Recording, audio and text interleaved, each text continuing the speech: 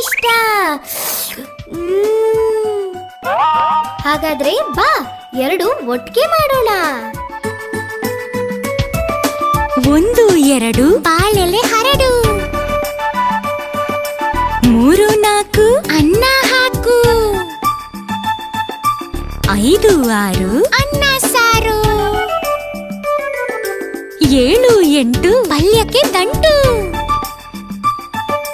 9 10 ಎಲೆ ಮುದಿರೆತ್ತು. 1 ರಿಂದ 10 ಹೀಗಿತ್ತು. ಊಟದ ಆಟವು ಮುಗಿದಿತ್ತು.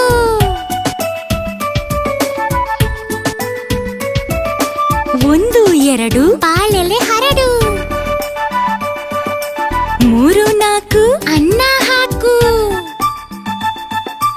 5 6 ಅನ್ನ